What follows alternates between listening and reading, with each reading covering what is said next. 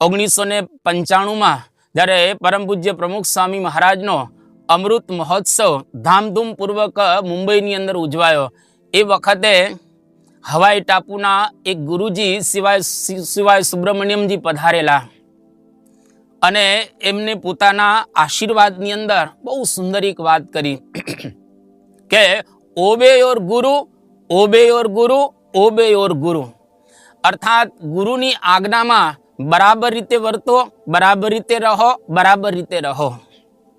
આવી એમને એક સુંદર વાત કરી.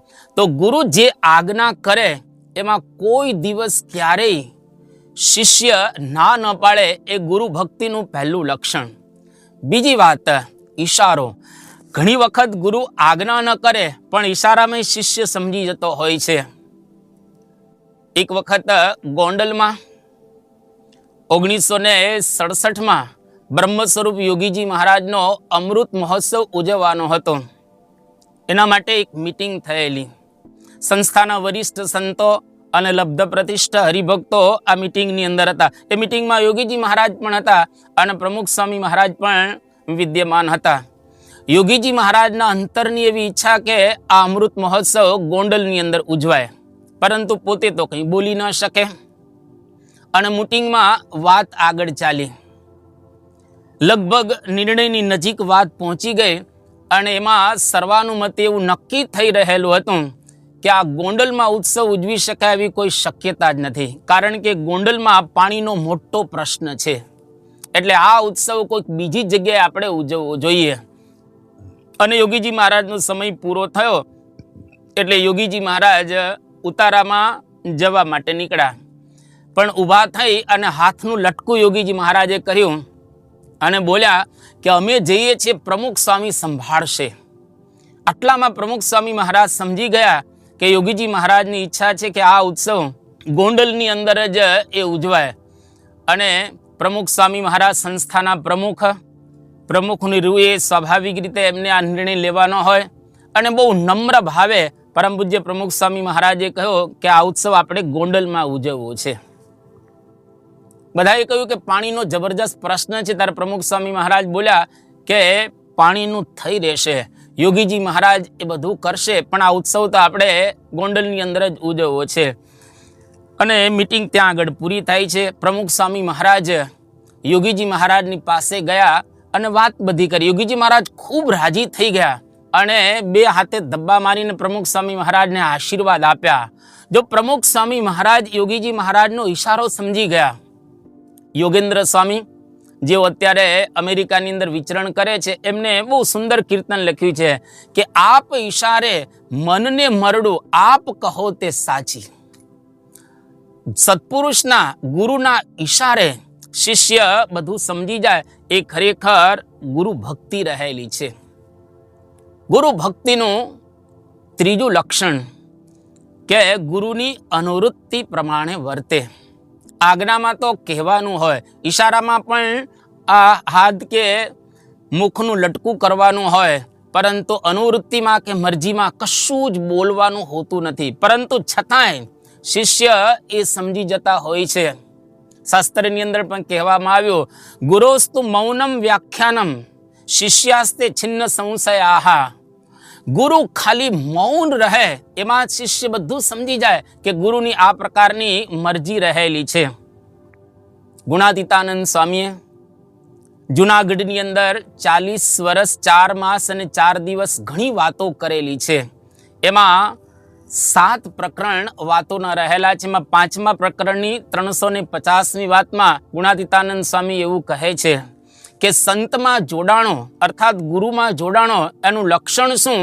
ગુરુની અનુવૃત્તિ પ્રમાણે રહે તે. એની અંદર કોઈ દિવસ ક્યારેય મરજીને લોપેની, એ શિષ્યનું લક્ષણ છે.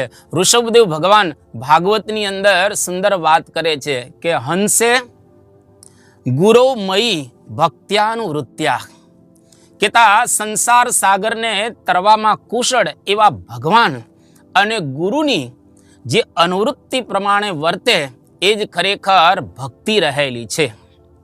તો પરમ પૂજ્ય પ્રમુખ સ્વામી મહારાજના જીવનની અંદર આપણને આ દેખાય. એક વખત પરમ પૂજ્ય પ્રમુખ સ્વામી મહારાજ સારંગપુરની અંદર વિરાજમાન હતા અને સારંગપુરના કોઠારી તરીકે બધી જવાબદારી સંભાળતા હતા. મંદિરની અંદર બાંધકામનું કામ બધું ચાલતું હતું. એક અર્જુનભાઈ કરીને હરિભક્ત એ બાંધકામનું બધું સંભાળતા હતા. બંને જણા મળી અને નક્કી કરે છે કે દરવાજાની બહાર જે ફલ્ગુ નદી છે એની ઉપર આપણે એક પુલ બાંધવો છે, જેથી કરીને માણસો સરળતાથી આવજા કરી શકે. પણ આ પુલ આપણે 16 ફૂટનો બાંધવાનો છે, કારણ કે સારંગપુરની વસ્તી ઓછી, એ વખતે યાત્રાળુઓનો ધસારો પણ એટલો બધો હતો નહીં, એટલે 16 ફૂટનો પુલ બાંધવાનું બંને જણાએ નક્કી કર્યું. શાસ્ત્રીજી મહારાજ અટલાદરાની અંદર હતા અને શાસ્ત્રીજી મહારાજની પાસે જઈને બધી વાત કરી. શાસ્ત્રીજી મહારાજની ઈચ્છા હતી કે આ પુલ 24 ફૂટનો બંધાય, પણ બંને જણાએ દલીલ કરી કે આ 16 ફૂટનો બરાબર છે. પ્રમુખ સ્વામી મહારાજ પણ કહે છે કે 16 ફૂટનો બરાબર છે, કંઈ એથી વધારે જરૂર નથી. શાસ્ત્રીજી મહારાજ કે સારું, આપણે પછી જોશું. એમ કરીને વાત ત્યાં આગળ મૂકી દીધી અને રાત્રે શાસ્ત્રીજી મહારાજે કહ્યું કે ભક્ત ચિંતામણીનું 86મું પ્રકરણ તું મને સંભળાવ.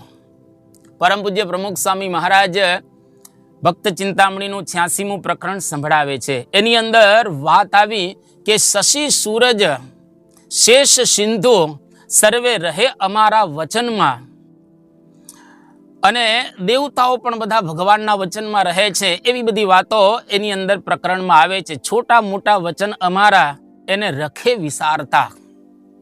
આ પ્રકરણ જ્યારે પૂરું થયું ત્યારે શાસ્ત્રીજી મહારાજે પ્રમુખ સ્વામી મહારાજને પૂછ્યું કે આમાં શું આવ્યું, કંઈ સમજ્યો? ત્યારે પ્રમુખ સ્વામી મહારાજે તરત જ કહ્યું, હા હું સમજ્યો. શું? તો કે સારંગપુરનો પુલ છે એ 24 ફૂટનો કરવાનો છે. ગુણાતીતાનંદ સ્વામીએ બીજા પ્રકરણની 103 વાત લખેલી છે કે જે ઉત્તમ હોય એ તો શાસ્ત્રમાંથી ને સમજી જાય. પરમ પૂજ્ય પ્રમુખ સ્વામી મહારાજ સમજી ગયા કે શાસ્ત્રીજી મહારાજની ઈચ્છા આ પ્રકારની રહેલી છે. અને આજે પણ આ ફલ્ગુ નદી ઉપર પરમ પૂજ્ય પ્રમુખ સ્વામી મહારાજની ભક્તિની ગવાહી પૂરતો સેતો અડીખમ સારંગપુરની અંદર ઉભેલો છે. એટલા માટે તો યોગેન્દ્ર સ્વામી કીર્તનની અંદર બહુ સુંદર વાત કરી કે આપની અનુવૃત્તિમાં આખું ઓગાળવું, કે ત્યાં તમે જે પ્રમાણે ઈચ્છો તમારી અનુવૃત્તિ મરજીની અંદર જ અમે આખું ઓગાડીશું. આ પ્રમાણે શિષ્ય એ ખરેખર જો વર્તે તો ગુરુની શ્રેષ્ઠ ભક્તિ કરી રહેલા છે. ચોથી વાત, ગુરુની અંદર એને પરમ વિશ્વાસ. તુલસીદાસજીએ જેમ રામાયણની અંદર વાત કરી કે ગુરુ કે બચન પ્રતીતન જેહી સપને હું સુગમના સુખ સિદ્ધિ તેહી. ગુરુ કે બચન પ્રતીતન જેહી, ગુરુના વચનમાં જેને પ્રતીતિ નથી એને કોઈ દિવસ સપનાની અંદર પણ સિદ્ધિ ન થાય. એટલા માટે ગુરુની અંદર પૂર્ણ વિશ્વાસ. જ્યારે તારીખ 6/2/2003 સાલમાં દિલ્હીની અંદર શિખરબદ્ધ મંદિરની પ્રતિષ્ઠા થઈ, એ વખતે ગુજરાતના મુખ્યમંત્રી માનનીય શ્રી નરેન્દ્રભાઈ મોદી પણ ત્યાં આગળ પધારેલા.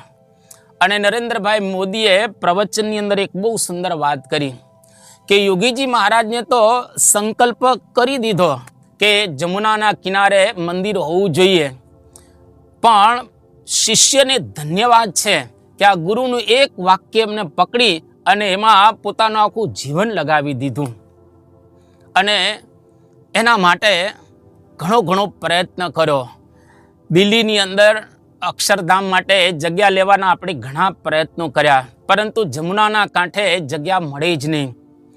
લગભગ 33 વર્ષ સુધી પ્રયત્ન કર્યા, પરંતુ ક્યાંય જગ્યા મળે નહીં.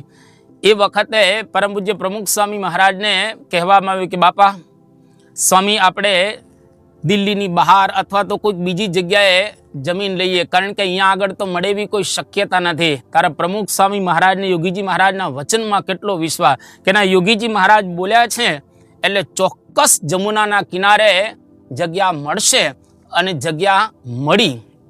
33 વર્ષને અંતે કેટલાય ગવર્નર બદલાઈ ગયા, કેટલી સરકારો બદલાઈ ગઈ, કેટલા અધિકારીઓ બદલાઈ ગયા, પણ પરમ પૂજ્ય પ્રમુખ સ્વામી મહારાજનો વિશ્વાસ ન બદલાણો.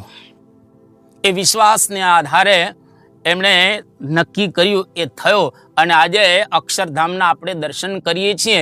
એ અક્ષરધામ પરમ પૂજ્ય પ્રમુખ સ્વામી મહારાજની ગુરુ ભક્તિનું, વિશ્વાસનું એક મૂર્તિમાન સ્વરૂપ રહેલું છે. તો ગુરુના વચનમાં આવો એક વિશ્વાસ રાખો. ગુરુ ભક્તિનું 5મું લક્ષણ છે ગુરુની અંદર પૂર્ણ દિવ્ય ભાવ. પરમ પૂજ્ય પ્રમુખ સ્વામી મહારાજને, શાસ્ત્રીજી મહારાજ અને યોગીજી મહારાજને વિશે પૂર્ણ દિવ્ય ભાવ હતો. એક વખત પરમ પૂજ્ય પ્રમુખ સ્વામી મહારાજને પૂછવામાં આવ્યું કે સ્વામી, તમને શાસ્ત્રીજી મહારાજનો કયો પ્રસંગ સૌથી વધારે ગમે? ત્યારે પ્રમુખ સ્વામી મહારાજે વાત કરી કે શાસ્ત્રીજી મહારાજના બધા જ પ્રસંગો મને સૌથી વધારે ગમે છે. ગુરુનો આ પ્રસંગ કે આ પ્રસંગ એવું નહીં, પરંતુ ગુરુનું આખું જીવન એમને ખૂબ પ્રિય હતું. ગુરુના દરેક પ્રસંગો એમને દિવ્ય લાગતા હતા. અને ખરેખર મહાભારતની અંદર એક પ્રસંગ આવે છે કે એકલવ્ય ગુરુ દ્રોણાચાર્ય પાસે ધનુર્વિદ્યા શીખવા માટે ગયા, પરંતુ દ્રોણાચાર્ય ના પાડી દીધી.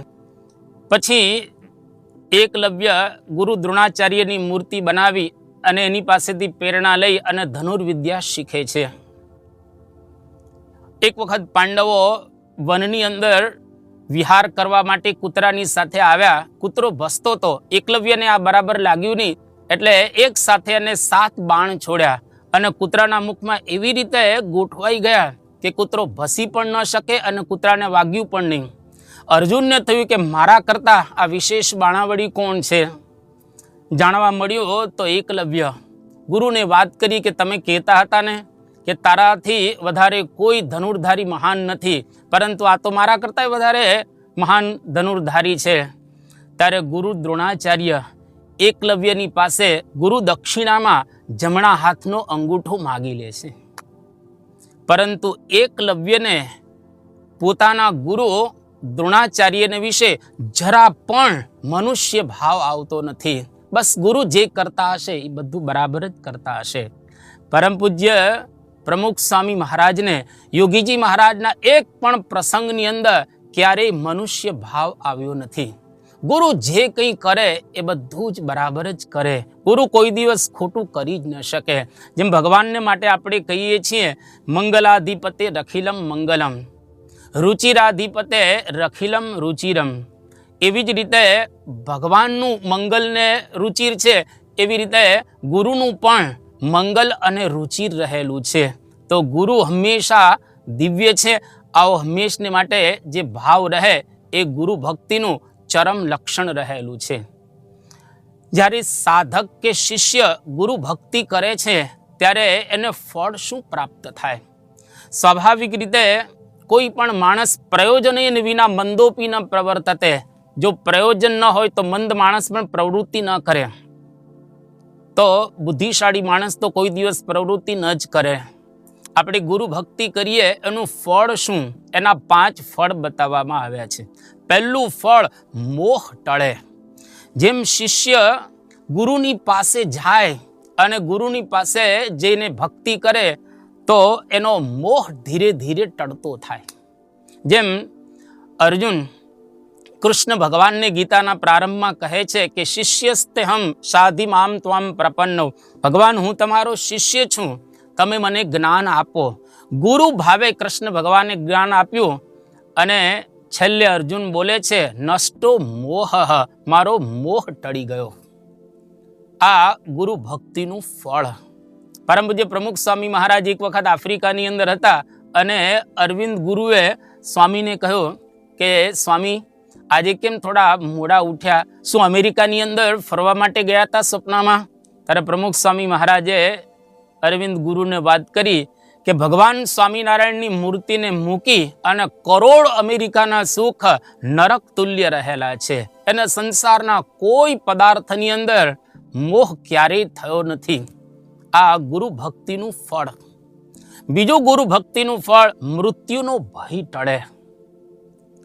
અત્યારે કોરોના વાયરસ ડિસીઝ 2019 કોવિડ-19 જેને લઈ અને બધાને ખૂબ ડર છે કે મરી જશું તો એટલે વારે વારે સરકારશ્રી પણ આપણને માર્ગદર્શન પ્રેરણા આપે છે કે ભય રાખવાની જરૂરિયાત નથી, પરંતુ સાવચેતી કે સાવધાની રાખવાની જરૂરિયાત છે.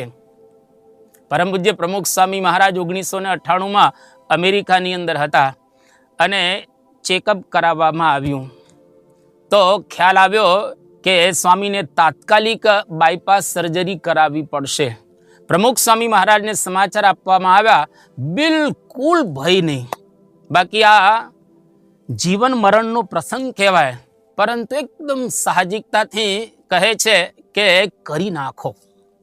આ ગુરુ ભક્તિનું ફળ. સમત્વ માણસ દુનિયાની અંદર રહ્યો છે ત્યારે સ્વાભાવિક રીતે સુખ દુઃખ, માન અપમાન, જય પરાજય, લાભ હાનિ વગેરે આવવાના જ હોય છે. એની અંદર સ્થિરતા અને ધીરતા પોતે રાખી શકે. પરમ પૂજ્ય પ્રમુખ સ્વામી મહારાજના જીવનની અંદર હજારો પ્રસંગમાં આપણે જોયું છે, માનમાં જે સ્થિતિ હોય એ સન્માનમાં સ્થિતિ હોય. QPR સ્ટેડિયમની અંદર જ્યારે સુવર્ણ તુલાનો અવસર હતો, 25,000 માણસો દબદબાપૂર્વક આ ઉત્સવ થયેલો અને એ વખતે જે સ્વામીના મુખારવિંદ પર ભાવ હતા, બીજા દિવસે એક વ્યક્તિ એનું અપમાન કરે છે તો પણ સરખો જ ભાવ. માન અપમાનમાં એક જ સરખી સ્થિતિ. મુંબઈની અંદર હરકિશનભાઈ મહેતા જે પત્રકાર, એમને પ્રમુખ સ્વામી મહારાજને બહુ સરસ એક પ્રશ્ન પૂછ્યો કે સ્વામી, તમારા જીવનનો સૌથી આનંદદાયી પ્રસંગ હોય એ કહો. ત્યારે પ્રમુખ સ્વામી મહારાજ બોલ્યા કે અમારા જીવનની અંદર બધા જ પ્રસંગો આનંદદાયી છે. શ્રી કૃષ્ણ ભગવાને સુદામાને ભાગવતની અંદર બહુ એક સુંદર વાત કરી કે ગુરોહો અનુગ્રહેણ પુમાન પૂર્ણ પ્રશાંતએ. ગુરુનો જો અનુગ્રહ થાય તો એના દ્વારા પૂર્ણ શાંતિ પ્રાપ્ત કરી શકે. પ્રમુખ સ્વામી મહારાજના જીવનની અંદર આ આપણને જોવા મળેલું છે. અને ચોથું ફળ ગુરુ ભક્તિનું, સર્વત્ર ભગવત દર્શન. તેમ તુલસીદાસજી રામાયણની અંદર બહુ એક સુંદર વાત કરે છે કે ભગવાને આ જગત કેવું રચેલું છે, જડ ચેતન ગુણ દોષમય વિશ્વ કિન્હ કરતાળ. ભગવાને આવું એક જળ ચેતન ગુણ દોષ વાળું જગત બનાવેલું છે. પરંતુ એ જ તુલસીદાસજીને જ્યારે હનુમાનજી દ્વારા ગુરુ ભક્તિ નો મહિમા સમજાયો અને ગુરુ ભક્તિ કરી તુલસીદાસજીએ, તો તુલસીદાસજીના જીવનની અંદર એમને ફળ પ્રાપ્ત થયું. સર્વત્ર રામ અને સીતાજીના એને દર્શન થતા હતા. એનું અનુભૂતિ પણ એમણે રામચરિત માનસની અંદર લખી કે સિયા રામમય સબ જગ જાની કરહુ પ્રણામ જોરી જુગ પાની. બધી જગ્યાએ ભગવાનના એને દર્શન થતા હતા. પરમ પૂજ્ય પ્રમુખ સ્વામી મહારાજના જીવનની અંદર પણ આપણે હજારો વખત જોયું છે, અનુભવ્યું છે. કોઈ પણ નાત જાત, નાનો મોટો ગમે તેવા વ્યક્તિઓ હોય એને ભગવાનના ભાવથી પ્રમુખ સ્વામી મહારાજ નિહાળતા હતા. કોઈ આદિવાસીને જુએ તો પ્રમુખ સ્વામી મહારાજ એવું કહે કે આદિ એટલે ભગવાન, એનો જેમાં વાસ છે એ આદિવાસી. કોઈ હરિજનને જુએ તો પ્રમુખ સ્વામી મહારાજ કહે હરિ એવા ભગવાન, એનો આ જન છે એટલે હરિજન. એને ઊંચ નીચ, મારું તારું, દેશનો પરદેશનો, આફ્રિકાનો કે અમેરિકાનો, ઇન્ડિયાનો કે ઇન્ડોનેશિયાનો કે અમેરિકાનો, બધાને વિશે સરખો ભાવ અને દરેકમાં એ ભગવાનને નિહાળતા હતા. એટલે એના જીવનની અંદર સર્વત્ર ભગવાન રહેલા છે એવી અનુભૂતિ પોતે કરતા હતા અને હજારોને આ પ્રકારે એવો અનુભવ થઈ રહેલો હતો. છેલ્લું ગુરુ ભક્તિનું ફળ કૃતાર્થતા. જીવનની અંદર ઘણું બધું પ્રાપ્ત કર્યા પછી પણ માણસ કૃતાર્થ નથી થતો. એને કંઈક એવું જ લાગે છે કે હજુ મેળવી લઈએ. એ મેળવી લેવામાં પોતે જ મેળવાઈ જતો હોય છે, પરંતુ કૃતાર્થ થતો નથી. જ્યારે આપણે ગુરુ ભક્તિ કરીએ તો એના દ્વારા કૃતાર્થતાનો અનુભવ થશે. અને આ કૃતાર્થતા પરમ પૂજ્ય પ્રમુખ સ્વામી મહારાજના જીવનની અંદર જોવા મળેલી છે. એક વખત પરમ પૂજ્ય પ્રમુખ સ્વામી મહારાજને કહેવામાં આવ્યું કે સ્વામી, આપે સમાજની અંદર એટલા બધા કાર્યો કરેલા છે કે જેના દ્વારા આપને નોબલ પારિતોષિક મળવું જોઈએ, કારણ કે આપે 17,000 ગામડા અને શહેરોમાં વિચરણ કર્યું છે લોકોનો ઉદ્ધાર અને ઉત્થાન કરવા માટે. 2.5 લાખથી વધારે ઘરોની અંદર આપે પધરામણી કરેલી છે, લોકોના દુઃખ દૂર કર્યા છે. 7 લાખથી વધારે આપે પત્રો લખ્યા છે, જેની અંદર લોકોને અતિશય સુંદર માર્ગદર્શન આપેલું છે. 1100થી વધારે મંદિરો આપે બાંધ્યા છે ભારતીય સંસ્કૃતિનો ઉદ્ધાર અને ઉત્થાન કરવા માટે, અને 1000થી વધારે સાધુ બનાવ્યા. 15થી વધારે નેશનલ ઇન્ટરનેશનલ મહોત્સવ આપણે કર્યા આપે, જેના દ્વારા સમાજની અંદર એક અતિશય ધર્મનું વાતાવરણ ફેલાયેલું છે. અને 29 જેટલી કુદરતી આફતોમાં આપે સમાજને મદદ કરી છે. આ સિવાય ઘણા બધા કાર્યો આપે કર્યા છે, એટલે ચોક્કસ આપને નોબલ પારિતોષિક પ્રાપ્ત થવું જોઈએ. પરમ પૂજ્ય પ્રમુખ સ્વામી મહારાજ કહે છે કે મને શાસ્ત્રીજી મહારાજ અને યોગીજી મહારાજ મળ્યા એટલે કરોડ નોબલ પારિતોષિક મળી ગયા છે. તો આવી જીવનની અંદર કૃતાર્થતા એનો અનુભવ થાય. તો જ્યારે આપણે ગુરુ ભક્તિ કરીએ છીએ ત્યારે એ ગુરુ ભક્તિના આ 5 ફળ બતાવવામાં આવ્યા છે. ભગવાન સ્વામિનારાયણ, તમામ અવતારો, ભારત વર્ષના તમામ ગુરુઓ અને જેનો આપણે નજીકથી લાભ લીધેલો છે એવા પરમ પૂજ્ય પ્રમુખ સ્વામી મહારાજ અને પરમ પૂજ્ય મહંત સ્વામી મહારાજના શ્રી ચરણોમાં પ્રાર્થના કરીએ કે અમારા જીવનની અંદર આવી ગુરુ ભક્તિ આવે અને એ ગુરુ ભક્તિ દ્વારા અમે વિશેષ ફળ પ્રાપ્ત કરી શકીએ. એ જ આપના શ્રી ચરણોમાં પ્રાર્થના. શ્રી સ્વામિનારાયણ.